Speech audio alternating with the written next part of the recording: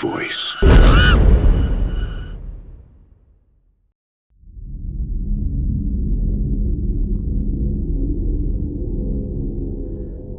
I didn't get a dog because I love animals.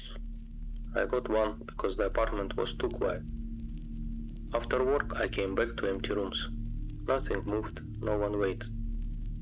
A dog felt like the simplest way to fix that. She was ordinary, a mixed breed, medium size, calm. We got used to each other quickly. Morning walks, a bowl of food, she slept near my bed, nothing unusual. The first time I noticed her gaze, it was accidental. I was sitting on the couch scrolling through my phone, she was lying on the floor across the room. I looked up and realized she was watching me. Not just looking, watching. I told myself it's mean nothing. Animals stare sometimes when they are waiting for food or a walk. I looked away. A few seconds later I looked back. She was still watching. What felt strange wasn't that she was staring, it was how. Her eyes were open slightly wide than normal. I called her by name, she didn't react. I stood up and instantly everything changed. She wagged her tail, got up, walked over to me like nothing had happened. I smiled and blamed it on being tired. But it started happening again. Sometimes I caught her looking at me from the corner of my eye. Sometimes when I entered the room before turning on the light.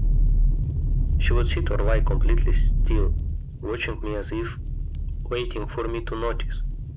When I spoke to her, everything went back to normal. She blinked, looked away, acted like an ordinary dog. But the moment before, that never felt normal. I started avoiding eye contact, not because I was scared, because I felt uncomfortable. Like I was interrupting something. One night, I woke up, not from a sound, I just opened my eyes. The room was dark, but I knew immediately, she wasn't asleep. She was sitting next to the bed, looking at me. I didn't move. Seconds passed, maybe longer. Even in the dark, her gaze felt fixed, focused, intent. I quietly said her name.